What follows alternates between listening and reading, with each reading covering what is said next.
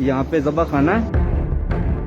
आजकल जो हमारे रेस्टोरेंट्स में गधे का गोश्त पाया जा रहा है, उसके क्या क्या नुकसानात हैं?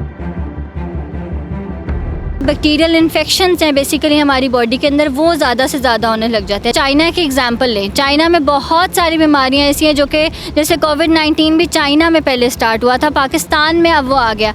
अब बेसिकली ये क्या है, ये वायरसेस और बैक्टीरियाज को ग्रोथ का हम लोग जो एक कहते हैं ना कि एक मीडिया प्रोवाइड कर रहे हैं, तो वो मीडिया गधे के गोश्त की तरफ से भी हो सकता है। बंदा जो है वो अनीमिक होता चला जा रहा है, आयरन लेवल हमारे कम होते चले जा रहे हैं। अगर कोई इंसान इसको रेगुलरली खा रहा है, क्या इससे डेथ भी हो सकती है?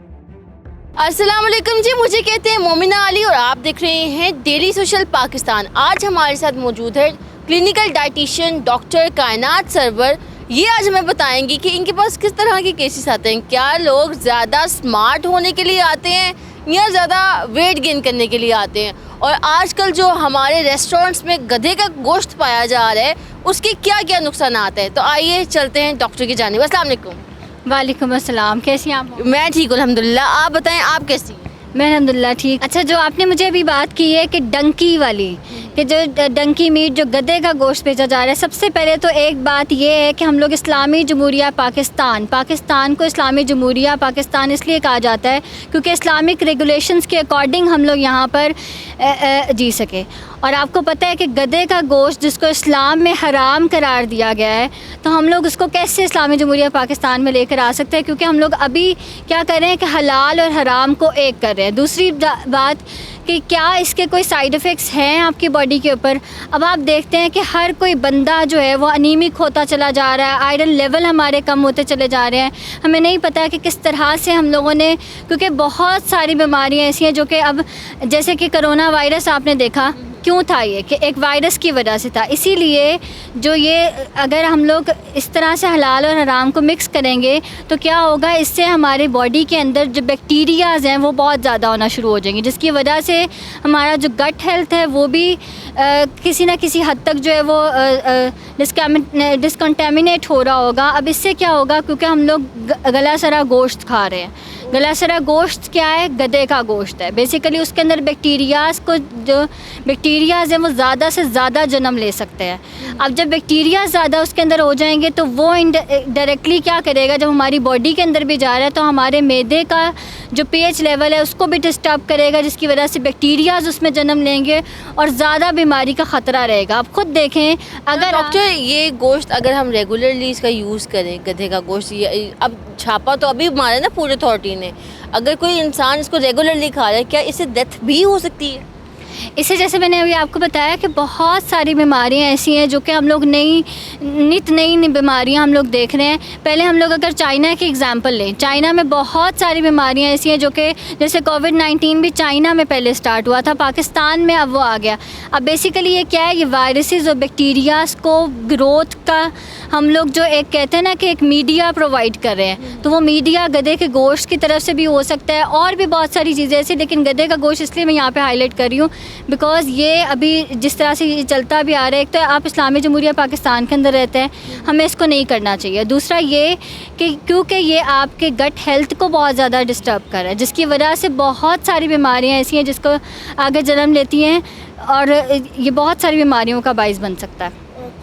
तो इससे स्टमक के डिजीज़ ज़्यादा होते हैं या हमारी ओवरऑल हेल्थ जो है वो उस पर इफ़ेक्ट डाल रही है? बेसिकली स्टमक डिसऑर्डर्स ज़्यादा हो जाते हैं और इन रिज़ल्ट क्या होता है कि जो बैक्टीरियल इन्फेक्शंस हैं बेसिकली हमारी बॉडी के अंदर वो ज़्यादा से ज़्यादा होने लग जाते हैं। जब बैक्टीरियल इन्फेक्शन ज़्यादा होंगे, ऑफ कोर्स आपके अगर एक जिस्म के एक हिस्से में अगर दर्द होती है तो आपको पता है कि हर हिस्सा जो है वो जनरली जो है वो हमारा डैमेज हो रहा होता है।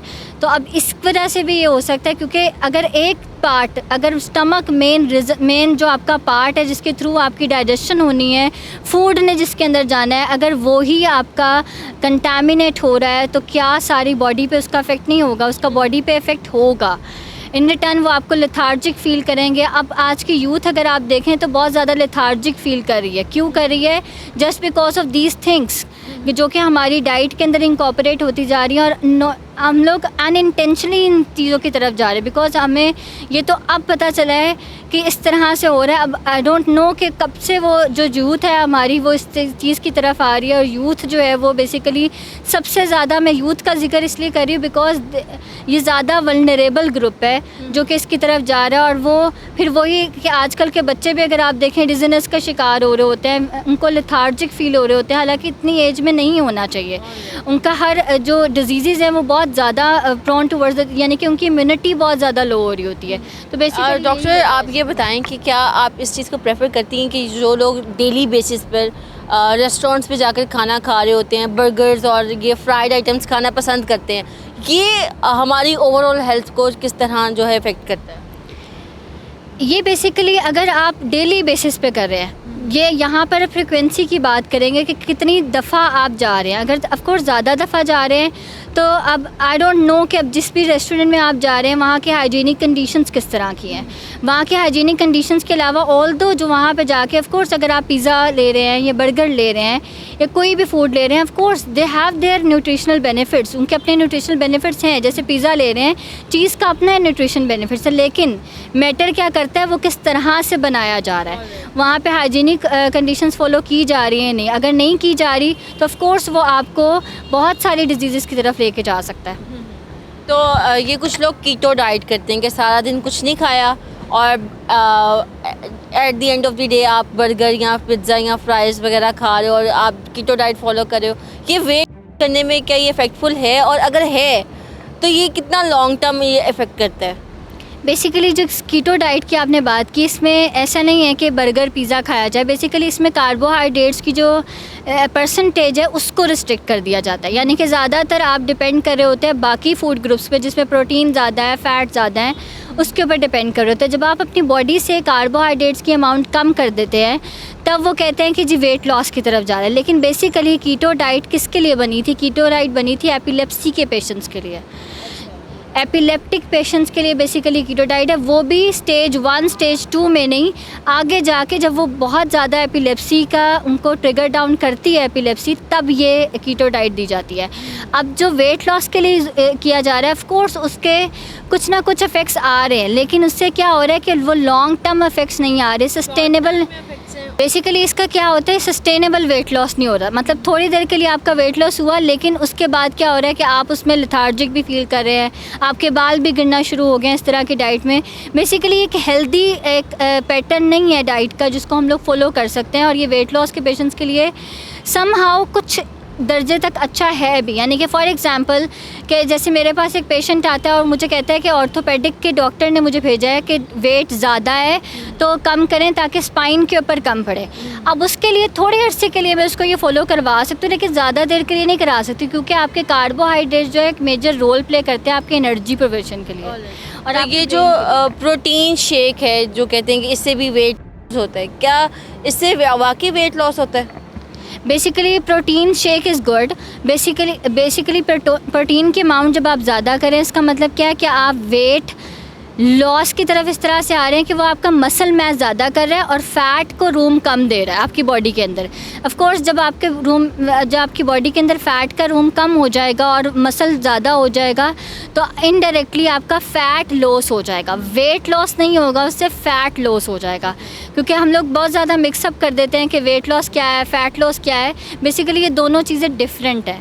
फ़ैट लॉस अलग है। फ़ैट लॉस क्या है? जो कि आपकी बॉडी का इंटरनल फ़ैट रिड्यूस हो रहा है। वेट लॉस क्या है? जो कि आपके स्केल के ऊपर आपके पास आ रहा है। तो बेस्ट डाइट क्या है? क्या बेस्ट डाइट है कि अगर किसी ने वेट गेन करना है तो वो क्या डाइट ले, आप वो बता दें। वेट गेन करने के लिए आप बात करिए। वेट गेन के लिए तो सबसे अच्छा एक ऑप्शन जो है वो अपने लाइफस्टाइल को भी बेहतर करना है। मतलब अगर जहाँ पर डाइट का रोल है वहाँ पर आपके लाइफस्टाइल का। मैंने बहुत सारे ऐसे भी लोग देखे हैं जो कि बहुत ज़्यादा फिज़िकल एक्टिविटी कर रहे होते हैं, लेकिन उनका जो डाइट है वो बहुत ज़्यादा कम ले रहे होते हैं। एक तो वो वजह हो सकती है कि आप लोग वेट लॉस, मतलब आपका जो वेट है वो कम हो रहा है जितना आपका चाहिए। दूसरी वजह ये भी हो सकती है कि हो सकता है कि वो वेट भी सही मेंटेन जा रहा है, लेकिन फ़िज़िकल एक्टिविटी उनकी ज़्यादा अच्छी नहीं है, मतलब वो डाइजेस्ट नहीं हो रहा फूड जो भी आप ले रहे हैं, जिसकी वजह से आप बहुत आगे डिजीज़ की तरफ भी जा सकते हैं। तो इसके लिए सबसे अच्छा ये है कि अपने प्रोटीन को, कार्बोहाइड्रेट्स को, फैट्स को, मतलब एक बैलेंस डाइट की तरफ जाएँ और अपने लाइफस्टाइल को भी अच्छा करें। जितने आप डाइट ले रहे हैं, जितनी कैलोरीज़ आप कंज्यूम कर रहे हैं, उसी के इक्वल कैलोरीज़ जो है वो आप उसके अगर कैलोरीज का intake is equal to calories का आउटपुट अगर सेम रखेंगे तो वो इंशाल्लाह वो आपको वेट गेन में भी हेल्प करें। और जिन्होंने वेट लॉस करना होता है, ठीक है, वो किस तरह की डाइट ले सकते हैं कि एक तो वो हेल्दी डाइट भी हो और आपका वेट भी जो है वो कम हो जाए? वेट लॉस के लिए सबसे आइडली तो एक तो बैलेंस डाइट को देखा जाता है, दूसरा हमारा माई प्लेट का कॉन्सेप्ट आ जाता है, यानी कि जिसमें आप कैलोरीज़ जो है वो इतनी अमाउंट में ले रहे हैं जितने कि आपकी बॉडी को रिक्वायरमेंट है, और फिर हम लोग कैलोरीज डेफिसिट की तरफ उसको लेकर आते हैं कि आप उसमें लेट्स सपोज अगर किसी बंदे को 2000 कैलोरीज़ की ज़रूरत है तो हम लोग उसको कहते हैं कि 500 आपकी कैलोरीज़ कम करके और साथ आपका जो एक वर्कआउट प्लान है वो सेट करके दिया जाए। और इसमें सबसे इम्पॉर्टेंटली फ़ाइबर और प्रोटीन की अमाउंट को आपको ज़्यादा अच्छा रखना है ताकि आपके इंटरनल फ़ैट लॉस हो। जब इंटरनल फ़ैट लॉस होता है तो ज़्यादा देर तक आप लोग जो है वो एक नॉर्मल वेट को मेंटेन कर सकते हैं। अदरवाइज़ ये होता है कि जल्दी से वेट लॉस भी हो जाता है और फ़ौरन उसके बाद वेट गेन भी हो जाता है। आप जाते जाते हमें ये बताइएगा कि एक हेल्दी डाइट अगर किसी ने भी लेनी हो तो वो क्या है कि आप क्या रिकमेंड करती है कि ब्रेकफास्ट में क्या खा ले, लंच में क्या हो और डिनर में क्या हो, और ये कब तक आपको कर लेना चाहिए? ब्रेकफास्ट किस टाइम तक कर लेना चाहिए, लंच और डिनर? बेसिकली ब्रेकफास्ट इसको इसलिए बोलते हैं क्योंकि ये रोज़ा यानी कि जब आप ज़्यादा लंबे तवील अरसे तक आप भूखा रहते हैं और उसके बाद जब आप खाते हैं, इसको तो आप बेसिकली आप स्किप नहीं कर सकते, ब्रेकफास्ट को डिले कर सकते हैं। और जो मैं रिकमेंड नहीं करूँगी कि आप ब्रेकफास्ट को डिले करें, यानी कि जब आप सो कर उठें आपके आधे घंटे के अंदर अंदर आपको कुछ ना कुछ कंज्यूम कर देना चाहिए, क्योंकि एक स्टडीज़ के अकॉर्डिंग देखा गया है कि जो लोग ब्रेकफास्ट डिले करते हैं अपना, उनके अंदर फ़ैट डिपोजिशन ज़्यादा होती है, मतलब वो ज़्यादा वेट गेन की तरफ आ जाते हैं। तो उनको चाहिए कि एक तो अपना जो है दिन का स्टार्ट अच्छे प्रोटीन और अच्छे गुड फैट के साथ करें। अब गुड फैट क्या है, जिसमें वो आलमंड्स ले सकते हैं, डिफरेंट नट्स का इस्तेमाल कर सकते हैं। उसके बाद एक प्रोटीन का एक अच्छा ऑप्शन ले सकते हैं जिसमें एग बॉइल्ड लेट्स सपोज अगर वो ले रहे हैं या स्क्रैम्बल्ड एग ले रहे हैं या फिर वो ऑमलेट बना के वेजिटेबल के साथ उसको इंकॉर्पोरेट कर रहे हैं। बेसिकली अगर आपकी 3 सर्विंग्स अगर आपकी डेली बेसिस पे फ्रूट्स की जा रही हैं तो इट्स वेरी फाइन। और इसके साथ साथ अगर आप साथ प्रोटीन का इंटेक भी बड़ा अच्छा ले रहे हैं, 2 पोर्शन जो अगर आप प्रोटीन के बड़े अच्छे ले रहे हैं, यानी कि अगर इसके लिहाज से देखूं तो 0.8 ग्राम पर केजी बॉडी वेट के लिहाज से, यानी कि ये आपका एक मॉडरेट अमाउंट ऑफ प्रोटीन है जो कि आपको लेनी चाहिए इन अ डे। अगर आप ये मॉडरेट अमाउंट ऑफ प्रोटीन ले रहे हैं, आप गुड फैट्स का इस्तेमाल करें, बैड फैट्स को अपनी ज़िंदगी से निकाल रहे हैं। बैड फैट्स में क्या आ जाता है, हाइड्रोजनेटेड ऑयल जिसको हम लोग घी बोलते हैं, जिस तरह के बनास्पति घी। बेसिकली इसमें डाइट के साथ साथ लाइफस्टाइल का भी रोल है कि आप अपना लाइफस्टाइल कैसे मेंटेन करते हैं, आप अपनी फ़िज़िकल एक्टिविटी को कैसे मेंटेन करते हैं। इसके साथ साथ आप कौन से टाइप ऑफ ऑयल को यूज़ कर रहे हैं, कौन सा प्रोटीन यूज़ कर रहे हैं, गुड प्रोटीन यूज़ कर रहे हैं या बैड प्रोटीन यूज़ कर रहे हैं, वो सारी चीज़ें मिक्सअप होकर आपको एक हेल्दी वेट गेन की तरफ, वेट लॉस की तरफ लेकर आती हैं और आपको एक सस्टेनेबल वेट लॉस की तरफ लेके जाती हैं, जो कि ज़्यादा अरसे तक आपका वेट जो है वो कम रहता है, क्योंकि आप फ़ैट लॉस पे बेसिकली काम कर रहे होते हैं। और हम लास्ट क्वेश्चन मेरा ये है कि डिनर हमें किस टाइम तक एंड कर देना चाहिए, कि 8 o'clock 9 o'clock क्या टाइम होना चाहिए? बेसिकली आपने देखा होगा कि कुरान मजीद में भी हमें बताया गया कि जब भी आप खाना खा लें रात का, तो आपको एटलीस्ट 4 से कुछ कदम जो है वो आप चलें ताकि वो थोड़ा सा डाइजेस्ट हो जाए। इसी तरह से अगर इसी को ही मैं लेके चलूँ तो हमें खाना जो है वो तकरीबन 2 से 3 घंटे पहले, बेड टाइम से पहले आपको कर लेना चाहिए, ताकि आप जो डिनर है वो आपका एटलीस्ट थोड़ा बहुत एब्जॉर्ब हो जाए एंड देन उसके बाद आप आराम से बेड टाइम एंजॉय कर सकते हैं। जी, तो हमारे साथ मौजूद थी डॉक्टर कायनात सरवर और इन्होंने बताया कि हमें किस तरह की डाइट लेनी चाहिए और किस किस टाइम पर लेनी चाहिए। इसी के साथ अपनी मेज़बान मोमिना अली को दीजिए इजाज़त, फिर मिलेंगे नेक्स्ट प्रोग्राम के साथ। अल्लाह निगहबान। नाज़रीन गिरामी, कबल आपसे एक गुजारिश है कि हमारे चैनल को सब्सक्राइब कर लें।